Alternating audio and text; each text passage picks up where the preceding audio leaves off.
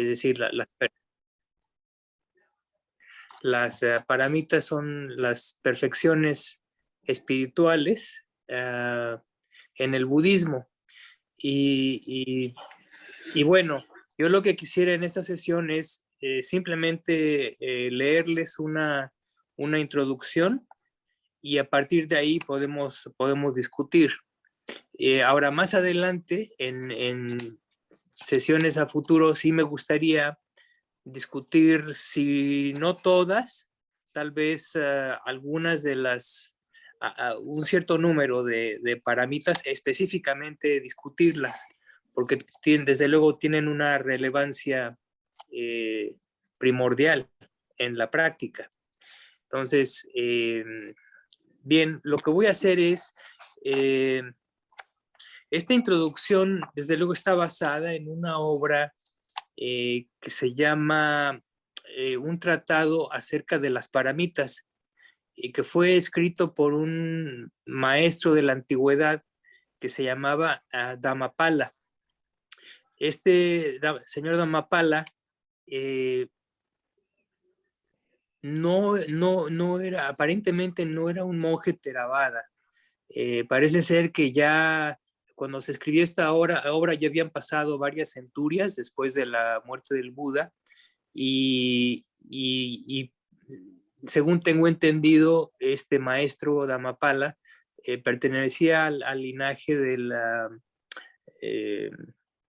Mahayana, que es la otra gran rama del budismo.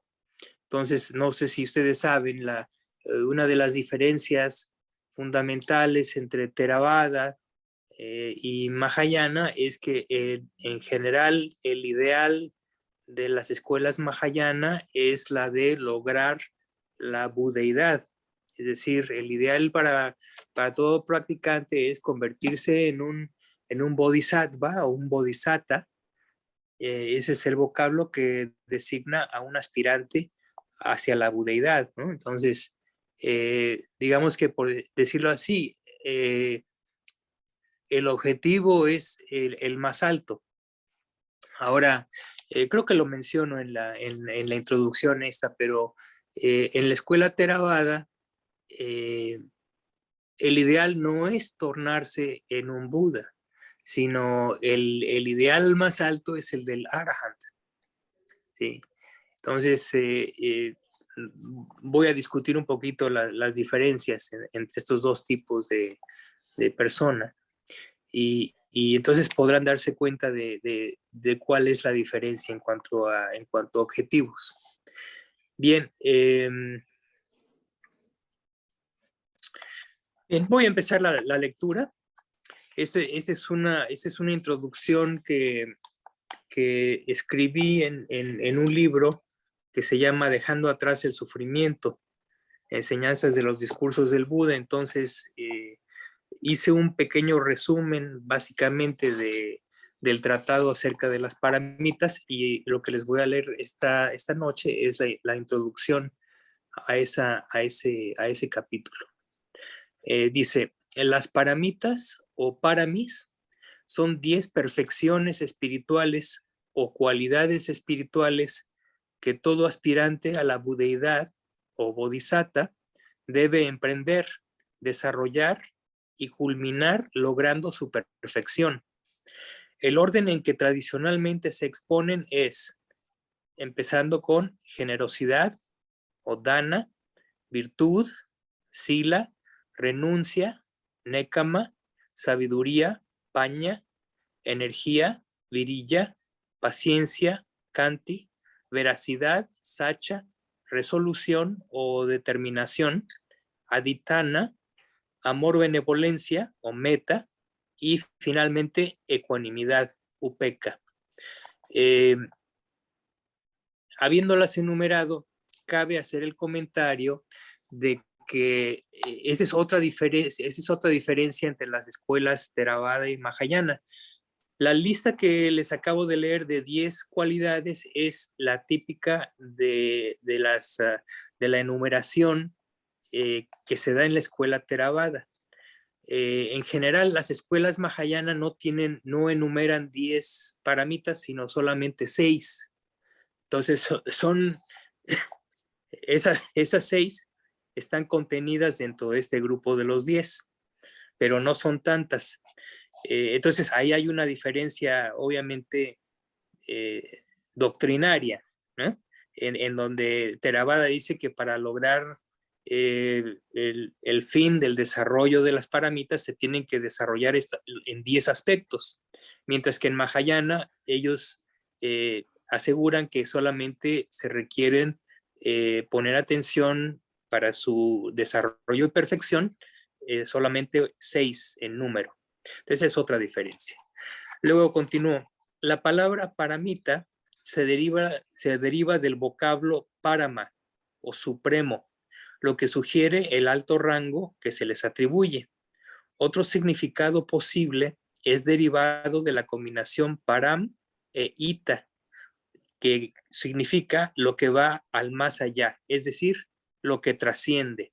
Y aquí, obviamente, la idea de trascendencia es la trascendencia del el orden mundano para llegar a lo que es el orden supramundano, o dicho de otra forma, uno trasciende el mundo de el mundo condicionado para llegar a entrar en contacto con el aspecto de la realidad no condicionada. Son dos formas de decirlo. Bien, entonces, en ese sentido, las paramitas son el puente que nos conecta y nos permite trascender nuestra condición existencial. Luego dice, una vez que la resolución de adquirir la budeidad ha sido efectuada, las paramitas son desarrolladas y llevadas a la madurez por el bodhisattva durante un periodo de tiempo en extremo largo y a través de muchas vidas. La figura o ideal al cual aspiran principalmente los seguidores de la escuela budista Mahayana es precisamente la del bodhisattva o bodhisattva.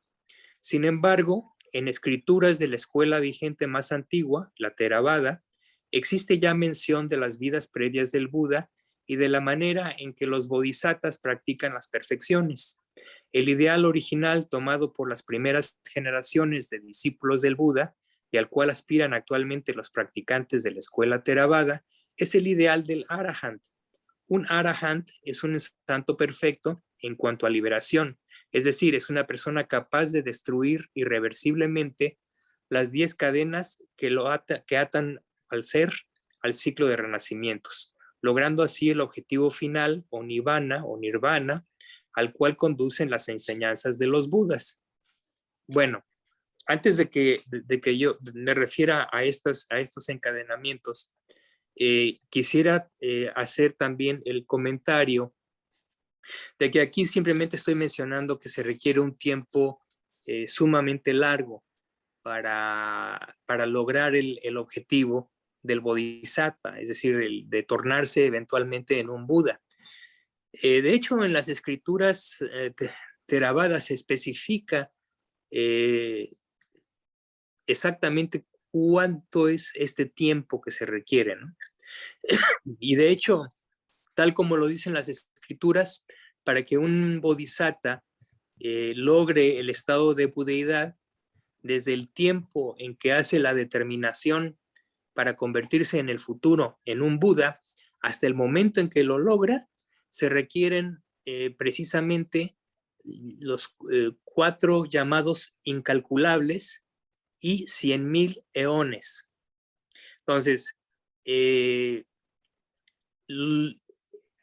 término incalculable es una medida de tiempo increíblemente grande, ¿sí? Simplemente para darle, y consiste en una gran cantidad de eones. Ahora, si tomamos en cuenta que un eón es el tiempo que requiere el universo para generarse, desarrollarse, después llegar a la muerte, entonces ese es el tiempo de un eón. Ahora, en la definición de este tiempo se dice que son 100,000 eones, es decir, 100,000 ciclos universales, pero esos 100,000 eones es solamente una fracción muy pequeña cuando se consideran los llamados incalculables. Entonces, es una cantidad de tiempo inconcebible que la imaginación difícilmente puede abarcar. Entonces, eso les da la idea de lo difícil que es llegar a ser un Buda. Es una aspiración, desde luego, como aspiración, pues vendría siendo lo más loable posible, la aspiración más loable, pero el esfuerzo y el tiempo que se requiere es casi incalculable, ¿no? Ahora, eso es importante hacerlo notar porque en la escuela mahayana, pues ese es el ideal. Pero desde el punto de vista Theravada, es un ideal que, a pesar de ser el más loable, en términos realistas, es algo tan difícil que no tiene mucho sentido pedirle a todo mundo que tenga ese mismo ideal, ¿no? Entonces, digamos que la aspiración en la escuela Theravada es mucho más reducida, ¿sí?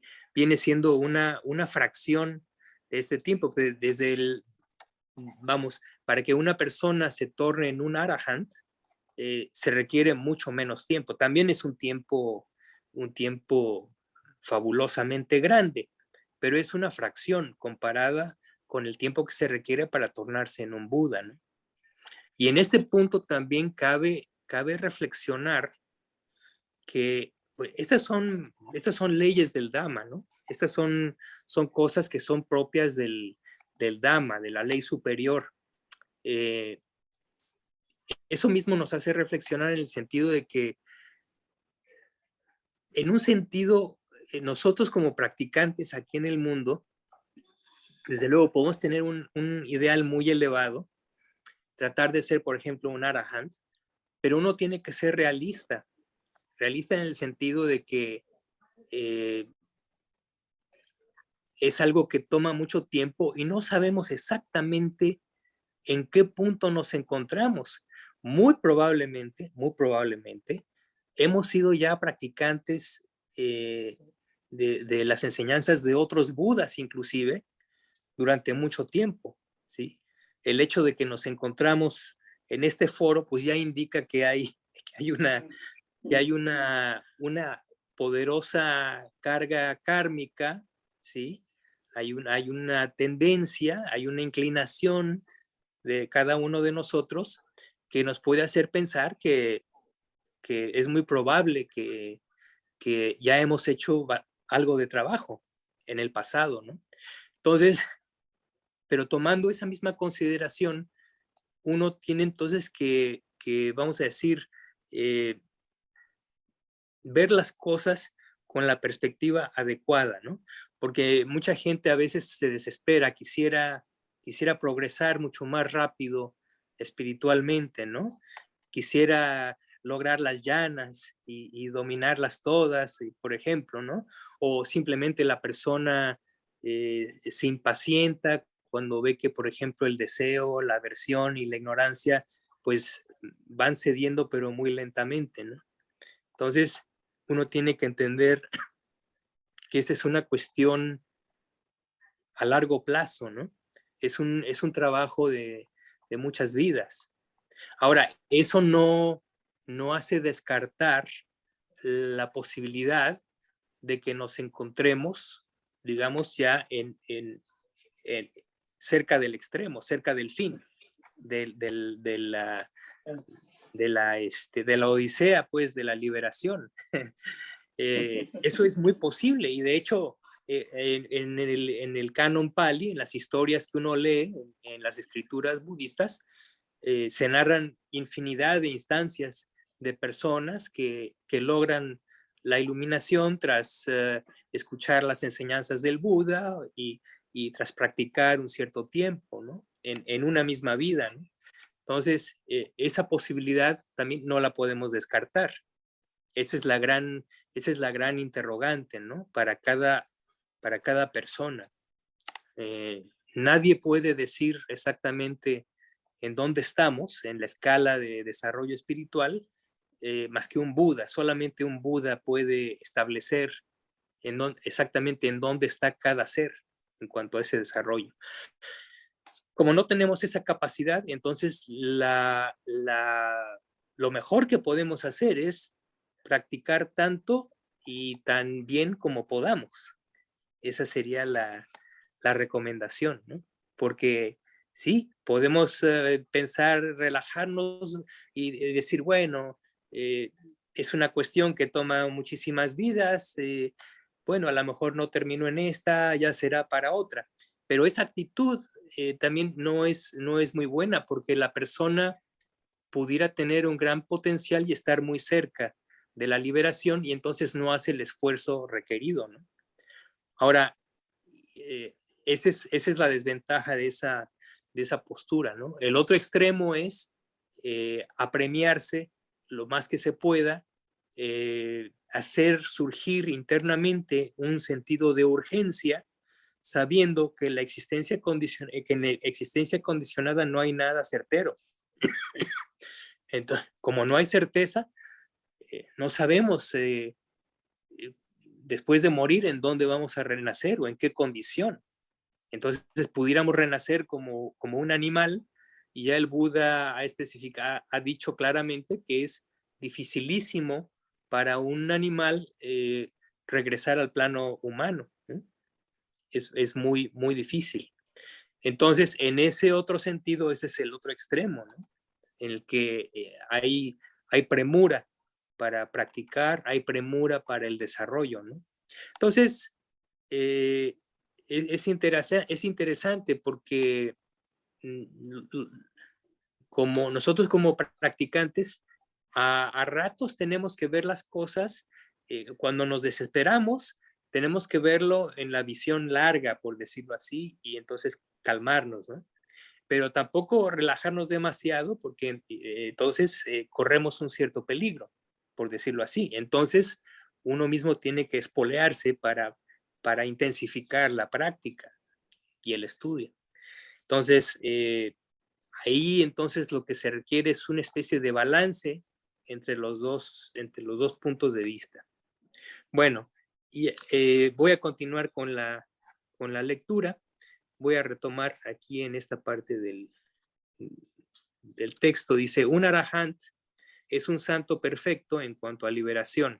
Es decir, es una persona capaz de destruir irreversiblemente las 10 cadenas o samyojana que lo atan al ciclo de renacimientos o samsara, logrando así el objetivo final o nirvana al cual conducen las enseñanzas de los Budas.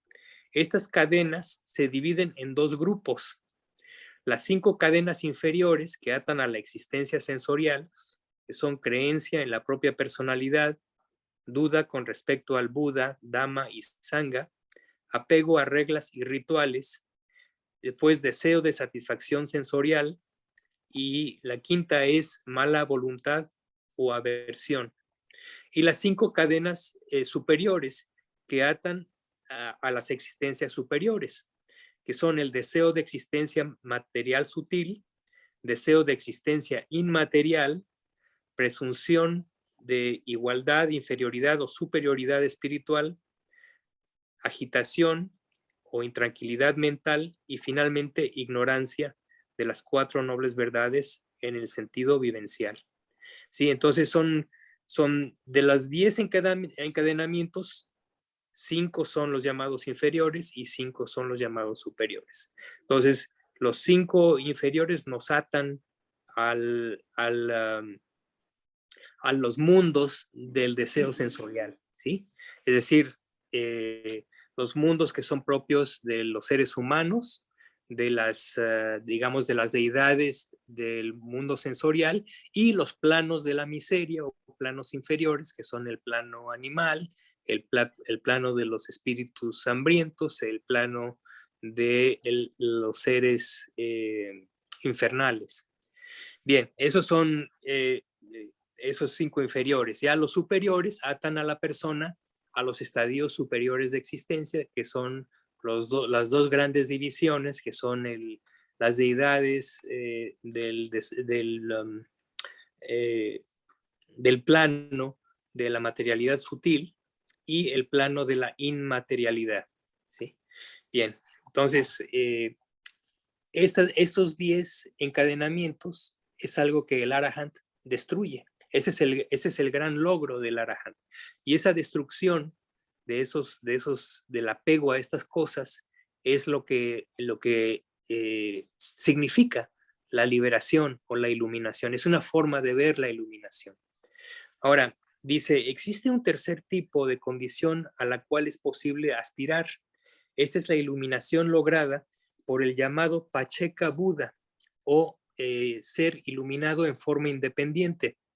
El Pacheka Buda es un tipo de Arahant que logra nirvana por sí mismo sin haber escuchado las enseñanzas de un Buda. Entonces aquí hay que aclarar en el sentido de que todo Arahant logra el estado de Arahant gracias a que escuchó y practicó las enseñanzas de algún Buda. Pero en el caso del Pacheka Buda, ¿sí? que es un estadio inferior a la del Sama Sambuddha o Buda completamente iluminado por sí mismo, este estadio es inferior al Buda perfecto, ¿sí? Pero no requiere para su iluminación haber escuchado el Dhamma de algún Buda particular, sino que este individuo, ya sea hombre o mujer, lo logra por sí mismo. Igual que el Buda descubre el Dhamma, pero a diferencia del Buda, el Samasambuddha o Buda perfectamente iluminado por sí mismo, el Pacheka Buda no tiene la capacidad para dos cosas. No tiene la capacidad para fundar una orden monástica y no tiene la capacidad de enseñanza. Entonces, no existe un legado de enseñanzas de los Pacheka Budas. Otra característica es que los Pacheka Budas aparecen en el universo cuando hay una ausencia de Samasambuddhas o cuando hay una ausencia de las enseñanzas de un Samasambuddha. Entonces es otro punto interesante. Bien, dice, mientras que el Buda perfectamente iluminado, Samasambuddha, cumple sus dos funciones primordiales, descubrir las 4 verdades nobles y proclamarlas a los seres vivientes, el Pacheka Buda las descubre, pero no es capaz de proclamarlas efectivamente, por lo que no logra el calificativo de maestro de dioses y humanos. El Pacheka Buda se caracteriza además de las cualidades de todo Arahant por ser parco en su lenguaje de vida ermitaña y por no aparecer mientras la enseñanza de un Buda perfectamente iluminado se encuentre vigente. Por otra parte, deben lograr su rango después de muchos eones de esfuerzo con la condición de haber expresado su aspiración de tornarse en Pacheka Buda ante un Buda perfectamente iluminado. Esa es otra condición. Ahora, no obstante que las referencias a los Pacheka Budas son escasas, estas se encuentran en el canon Pali de la escuela Theravada.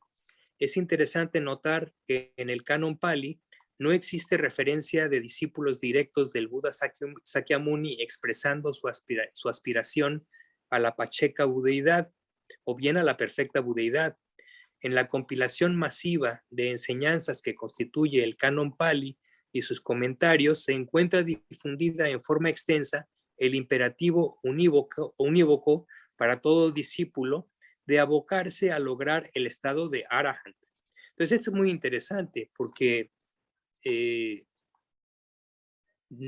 a pesar de que se acepta en la escuela de Theravada que es posible el logro de la Pacheka budeidad o del Samasambuddha, a pesar de que se reconoce eso, no hay indicios, no hay relatos, no hay exposiciones, no hay explicaciones de que los Samasambuddhas promuevan el ideal del Bodhisattva. O sea, no promueven el que sus discípulos se tornen en Pacheka Budas o inclusive en Samasambudas. Y siempre a lo largo del canon, que como dice aquí es una obra muy masiva, en toda instancia lo que el Buda que enseña proclama y enseña con el fin de que los seres se tornen en arahants. Digamos que, por decirlo así, en el ideal más bajo, dentro de los tres grandes ideales, en la escuela de Theravada se constata que los budas enseñan para que la persona se torne en un arahant. Entonces es un aspecto muy interesante porque difiere sustancialmente de los ideales en la escuela mahayana. Luego dice, los ideales de aspirar a la perfecta budeidad, no obstante ser los más loables, no son los indicados para la persona que desea poner fin cuanto antes a su devenir samsárico. Dichos ideales fueron desarrollados posteriormente a raíz de los cismas durante los que se originaron modificaciones doctrinales propias de las escuelas pertenecientes a la rama del budismo mahayana. Después de dicha separación, aproximadamente en el siglo I antes de la era común, la regla monástica en general se torna laxa o desaparece y la aspiración al estado de arahant es relegada a un plano inferior en las escuelas del autoproclamado gran vehículo. El aspirante a arahant, sin embargo, no debe perder de vista la práctica de las perfecciones, ya que lograr el desarrollo y madurez, mas no la perfección de las mismas, es requisito universal para lograr el nirvana. De hecho, las perfecciones directa o indirectamente están relacionadas con el noble óctuple sendero, la cuarta noble verdad referente al camino que conduce al cese del sufrimiento. En la monumental obra exegética escrita por Buddhaghosa, llamada El Camino de la Purificación o Visuddhimagga, este menciona que mediante el desarrollo de los 4 estados sublimes universales, amor benevolente, compasión, goce altruista y ecuanimidad, es posible alcanzar las 10 perfecciones espirituales. Entonces, es un punto interesante. En la presente obra son descritas 4 perfecciones: paciencia, renuncia, sabiduría y ecuanimidad. Esta selección está basada en que tales descripciones contienen un gran número de símiles, los cuales proveen imágenes poderosas capaces de incitar móviles internos para la práctica espiritual. El medio del símil fue utilizado extensamente por el Buda en muchas de sus exposiciones del Dhamma, ya que son un firme puente que conecta el entendimiento intuitivo con la realidad. La apreciación de los símiles budistas requiere cierta sensibilidad respecto a la vida espiritual y a su vez cierta capacidad de observación respecto a la vida mundana. Esta última es precisamente la fuente de imágenes que constituye el ingrediente primordial del símil. A final de cuentas, el mundo sensorial es a menudo una reflexión, podríamos decir un símil de la mente. El símil es y ha sido desde el origen del budismo uno de los elementos pedagógicos centrales que facilita el entendimiento del carácter mental de los fenómenos.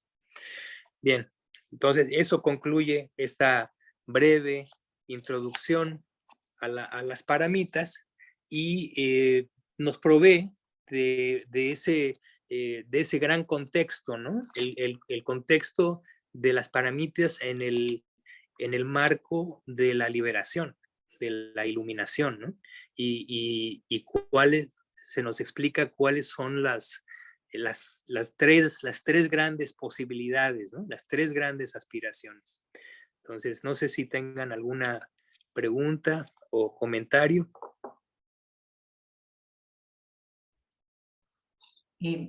Miguel, Sí. yo entiendo que sí, efectivamente, lo que yo he leído, que en el Mahayana la diferencia con las paramitas en el Theravada es que en el Mahayana, como dijiste, son 6, pero en el Mahayana incluyen como para mí la concentración, o sea, la meditación y la sabiduría. Sí. Entonces, en definitiva, no es como si fuera un resumen de las otras 10 en el Theravada, ¿no? Sí. Sí. Y mi pregunta es la siguiente. ¿Cómo uno puede tener, por ejemplo, en el Mahayana, tiene ese ideal de que entre todos los seres humanos nos convertamos en bodhisattvas, antes de liberarnos? O sea, tenemos como que liberarnos juntos, la humanidad. Ahora, Sí, sí. eso es imparable, e imposible, porque ¿cómo vas a controlar a una persona que se ilumine o no? Porque en definitiva es una creencia eso, ¿no? Bueno, la base de ese argumento es que el, el número de renacimientos de los seres es incalculable, ¿no? Es incalculable desde su origen y en ausencia de la iluminación va a ser incalculable hacia el futuro, ¿no? Entonces, dentro de ese marco, dentro de esa situación, sí es factible pensar de que una persona en particular haga los votos para tornarse en un bodhisattva, es decir, para, para llegar a ser un Buda, pero en el camino, mientras es un bodhisattva, promueve la iluminación de todos los demás seres. Entonces, como el tiempo es incalculablemente largo, pues en teoría podría esa persona ir tratando de iluminar a cada ser viviente. Y una vez que termine de hacerlo, entonces él se ilumina completamente. Entonces eh, es un ideal muy loable, muy carente de egoísmo, si quieren, de mucho sacrificio por los demás, ¿sí? Es decir, la persona entrega tanto su vida física como su vida espiritual en aras de los demás. Entonces, ese es el argumento en Mahayana, ¿no? Y por esa razón se menosprecia un poco el ideal original, que es el Theravada, porque los Mahayana argumentan que como uno aspira a ser Arahant, es una aspiración para una sola persona, ¿sí? Para una sola persona, pero Egoísta, ¿no? lo dan a entender como si fuera más egoísta. ¿Por qué? Porque la persona en el curso de tornarse en un Arahant, desde luego que ayuda a muchos seres, de eso no hay duda, pero no extiende esa ayuda hasta el grado de desear que todos los seres logren la iluminación antes que él mismo o ella misma. Entonces, ahí está la gran diferencia. Pero si consideramos, como lo dije en el texto, ¿no? Que en las escrituras de la escuela Theravada no se promueve no se promueve el ideal del Pacheka Buda o del Buda, a pesar de que se conoce, ¿no? Pero no se promueve. El Buda Sakyamuni, el Buda de nuestra era, siempre promovió el logro del Arahant. Nunca, explícitamente, nunca promovió el logro de la Pacheca budeidad o de la budeidad, ¿no? Y precisamente por una buena razón, ¿no? Porque reconoce que, primero que nada, es mucho más fácil, en términos relativos, lograr tornarse en un Arahant. Entonces, lo que el Buda apremia es precisamente a que nos tornemos en Arahant, que salgamos ya de este ciclo de renacimientos y muertes. ¿Por qué? Porque por definición eso es el sufrimiento. Entonces nos apremia a poner fin a nuestro sufrimiento, ¿no? Pero nuevamente, uno no puede hacer karma por los demás. El karma es de cada continuo de conciencia, o sea, de cada individuo. Entonces, en realidad no podemos hacer mucho por los demás, ya en una forma muy cruda y muy realista, apenas si podemos con nosotros mismos, ¿no? Ahora, eso desde luego que hay muchos arahants o muchos aspirantes a arahant que tienen una grandísima compasión y una grandísima consideración para todos los seres vivientes, ¿no?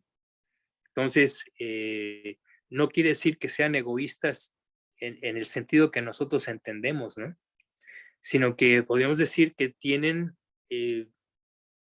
El argumento en Theravada es que tiene un discernimiento más realista, algo que está realmente a la mano de muchos seres, ¿no? No de todos, pero sí de muchos seres, ¿no? Claro, pero además se supone que si sos un arajá, es que cultivaste las paramitas, y dentro de las paramitas está meta. Y bueno, Desde luego, entonces meta es amor exactamente. benevolente hacia todos. Exactamente. Ahora, tú lo acabas de mencionar correctamente. El Arahant tiene que haber desarrollado las paramitas, más no haberlas perfeccionado. Eso es muy diferente un desarrollo muy elevado que un perfeccionamiento. El perfeccionamiento solamente un Sama-sambuddha es el que lo logra, ¿no? Los Arahants y los Pacceka Buddha desarrollan, pero no llevan a la perfección. Y entonces, en ese sentido, pues es un aliciente porque nosotros individualmente, entonces tenemos una cierta esperanza, ¿no? Porque no tenemos que desarrollar las paramitas hasta su perfección. Solamente tienen que ser desarrolladas en un grado muy elevado. Entonces, eso ya se oye más, más al alcance, ¿no?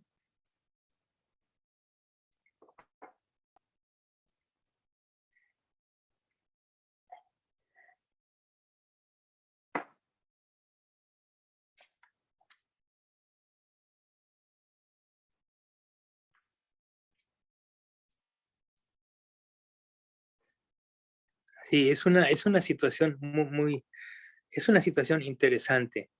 Y, y claro, para el practicante de la enseñanza del Buda, pues es algo que siempre está en la mente, ¿no? Sobre todo estos dos extremos de actitud que les mencionaba, ¿no? Los de los de la premura por progresar y por otro lado, el relajarse, ¿sí? El deshacerse de ansiedad cuando ve uno las cosas con digamos, con una visión más amplia, ¿no? En cuanto a la cuestión temporal, ¿no?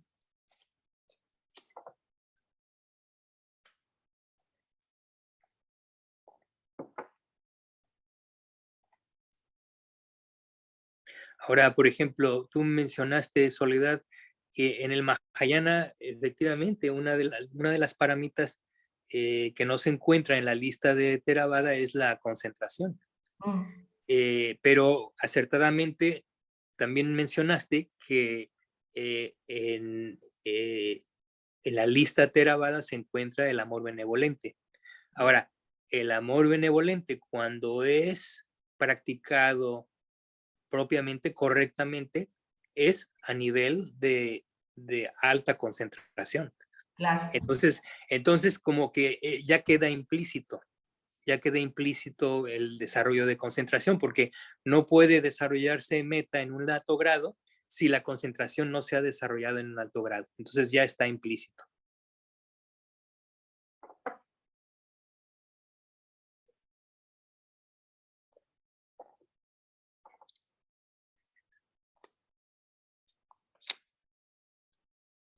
Ahora, ahorita estoy pensando respecto a lo que dije en el sentido de que realmente no sabemos en dónde nos encontramos en realidad, ¿no?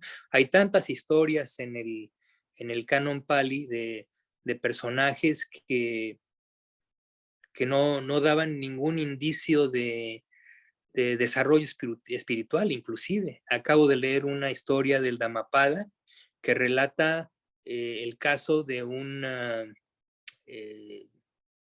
de una, ¿cómo se llama? Eh, un ministro de uno de los grandes reyes de la época del Buda. Este ministro hizo algo muy bien y fue premiado por el rey en el tiempo del Buda y le dio una serie de cosas muy valiosas y privilegios y esta persona, digamos que aprovechó para emborracharse y para gozar de placeres sensoriales, etcétera, etcétera. Y en el curso de estar haciendo eso, estaba disfrutando con una bailarina que le estaba haciendo un baile y en ese momento esta bailarina cae muerta de de un infarto, una cosa así. Entonces cae muerta y entonces queda muy conmovido esta persona y, y acude al Buda, ¿no? Acude al Buda y entonces el Buda le da cierta enseñanza y le explica que esa bailarina había sido su esposa por innumerables vidas y que ambos habían trabajado, digamos, espiritualmente, ¿no? Y después de haberle dado ese relato y de haberle explicado el Dhamma, esta persona se ilumina, ¿no? Entonces, muy interesante porque no había, previo a eso, no había ningún indicio de que la persona fuera espiritual particularmente o que hubiera practicado en esa vida la meditación, para nada, Y para nada. Angulimala también, Miguel. Mala es otro ejemplo, ¿no? O sea, un asesino serial, ¿no? Sí. Había asesinado a ¿cuántas? 99 personas, o no, 999, le faltaba una para llegar a 1000.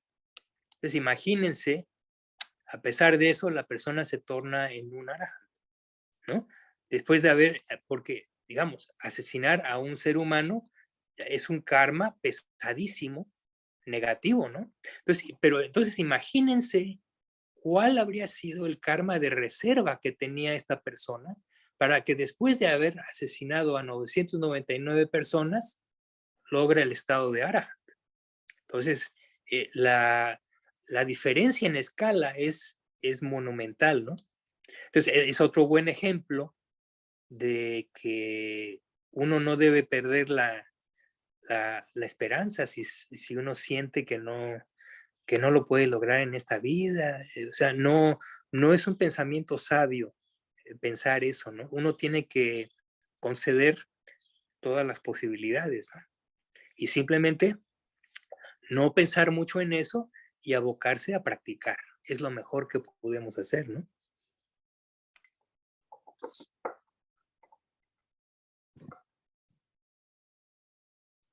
Creo Ah, que a Edgardo, ¿no? Que se le va y viene la conexión. ah, aquí hay una... Ah, Edgardo, Hola, vas a... ¿Qué tal? sí, ¿cómo está Miguel? Sí, me está cayendo la conexión, porque no estoy en casa ahora, estoy en casa de mi hijo y no es muy buena la conexión Ah, aquí. ok. Yo lo que quería preguntarte es lo siguiente. Tengo varias preguntas, pero nos queda poco tiempo. Me parece que una Sí, relacionada con lo que tú estás planteando eh, me interesa. Eh, Pareciera que la condición nuestra de no recordar las vidas anteriores pareciera estar como precisamente diseñada, ¿no? Porque, como dices tú, ¿qué pasaría si nosotros nos diéramos cuenta en el lugar que estamos y cuánto nos falta? Podríamos enloquecer, ¿no? claro, claro. Mi maestro decía que eso de perder la memoria en el nacimiento es un mecanismo de defensa para la propia mente, ¿no? Es una protección para la mente, porque si una persona no iluminada o que no tuviera mucho avance espiritual, si pudiera ver sus vidas anteriores, vería, por ejemplo, todas las ocasiones en que murió. Y la muerte es un evento traumático, y si esa persona puede tomar conocimiento de toda una serie de muertes sucesivas, la persona se tornaría loca, ¿no? Perdería la razón. Entonces, como decía mi maestro, la naturaleza es muy sabia y nos protege precisamente en este proceso de continuidad de la conciencia, ¿no? Sí, muy, muy interesante eso, ¿no? Muy Sí, interesante porque el Dhamma incluso está diseñado considerando eso también, ¿no? claro, sí, claro. Por eso, también la situación que él mencionaba era la siguiente. Cuando la persona desarrolla suficiente concentración para poder entonces empezar a practicar la recolección de vidas pasadas,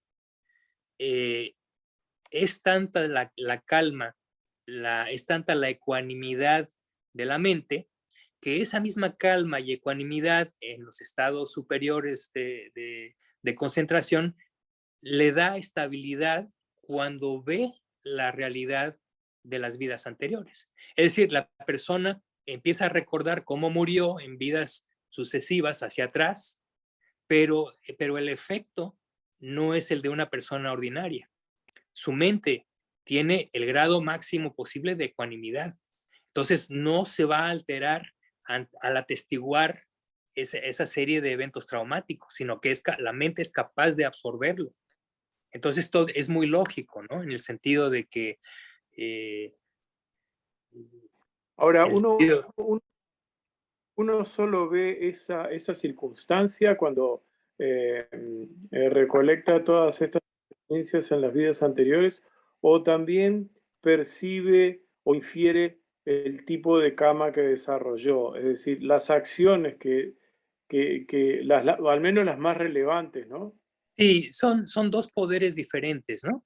El primero es la recolección de las vidas anteriores y el segundo es lo que se conoce como el ojo divino, que es el que permite a la persona correlacionar un karma particular con un destino o un resultado particular.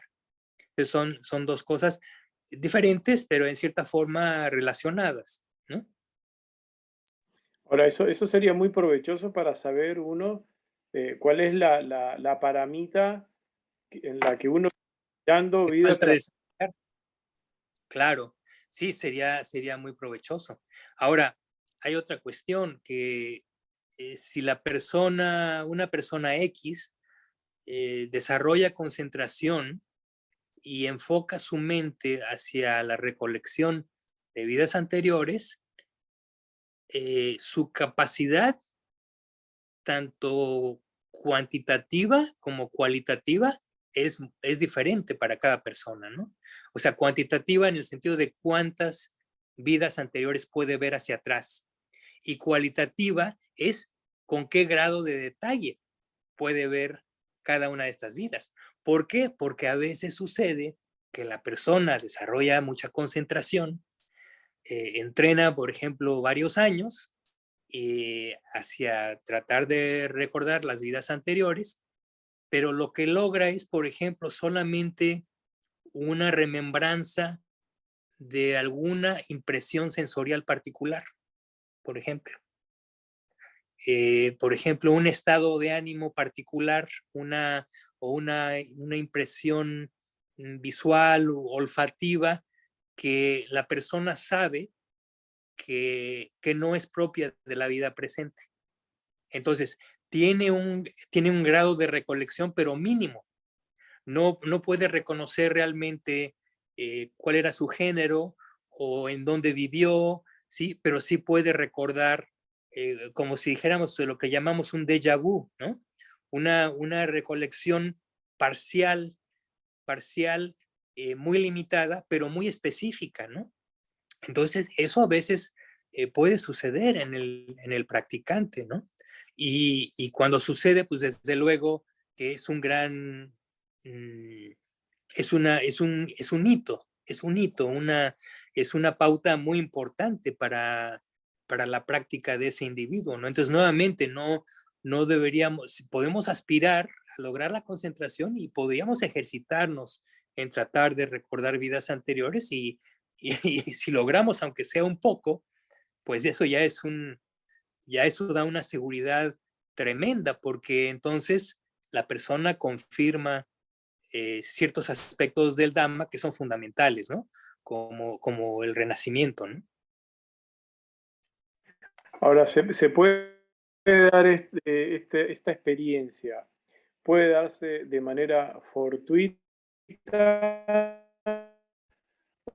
o si se confunde lo que pudiera ser la imaginación o la proyección de una conciencia en determinada Sí, circunstancia con un evento.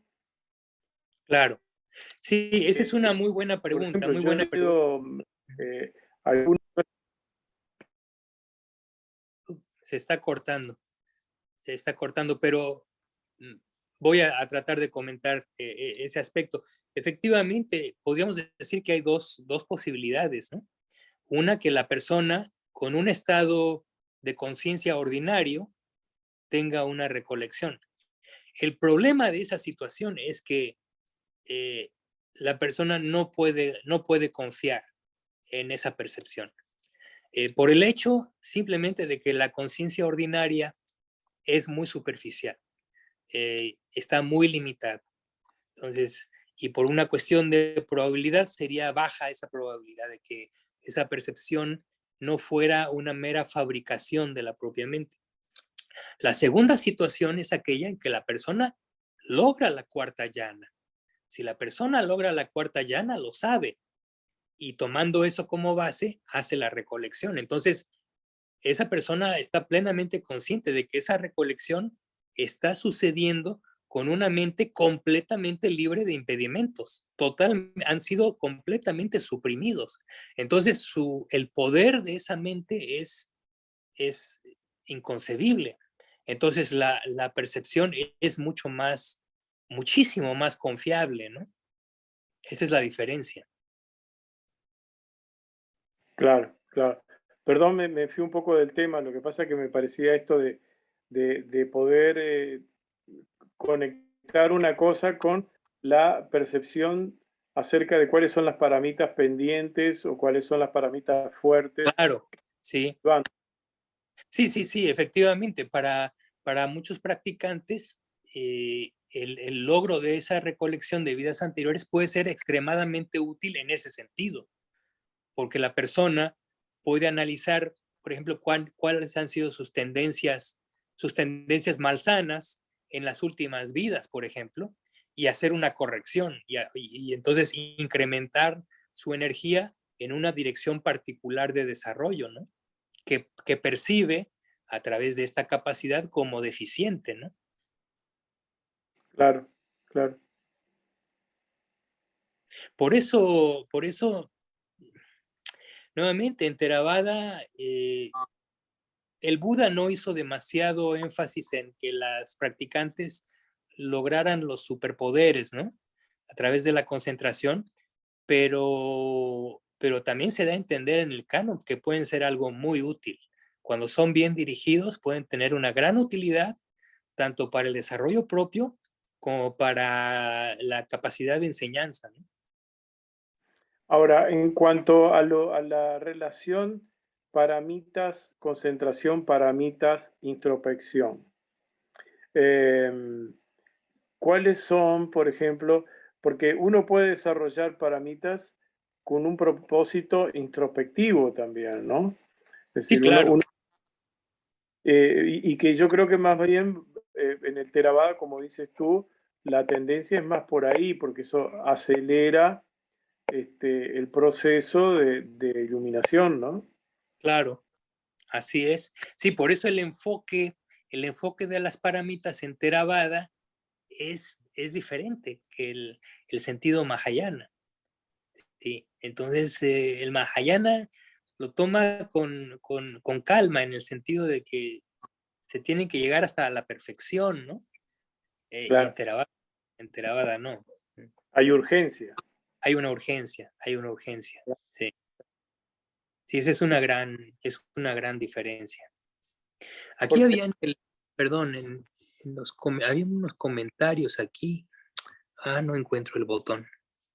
Había una pregunta, pero perdóname, eh, Edgardo, dice a Sí, Patti, está Miguel. preguntando, ¿qué es es- exegético?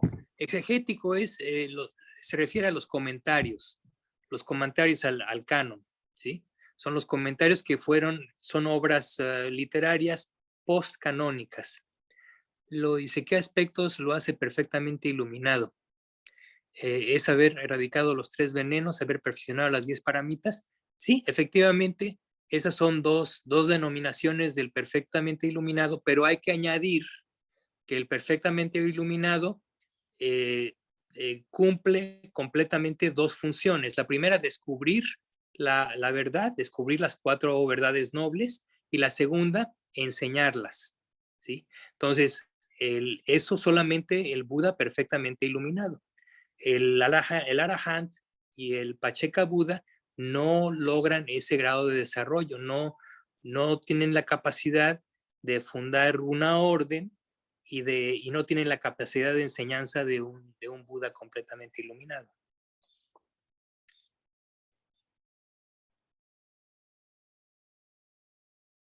Muy bien, bueno, pues ya llegamos al final prácticamente. Entonces, lo que yo les sugiero es que en la siguiente sesión voy a discutir alguna de las paramitas. Aquí en la introducción mencioné que había cierto grupo, creo que era un grupo de 4 paramitas que se distinguen porque en la ilustración particular de este texto de Dhammapala se utiliza un gran número de símiles para ilustrar estas paramitas. Entonces, lo que voy a hacer en las próximas sesiones es revisar cada una de ellas. Iniciaré para la siguiente creo que es la paciencia, es la primera que se menciona. Entonces, discutiremos la perfección de la paciencia y voy a leer el texto de este tratado para ilustrar esta paramita y ya después discutiremos como lo hicimos el día de hoy. ¿De acuerdo? Bueno. Muchas gracias, Miguel. Pues que estén muy bien, les deseo lo mejor y practiquen mucho, mediten mucho. Gracias, Miguel. Gracias, Miguel. Muchas gracias. Muchas gracias.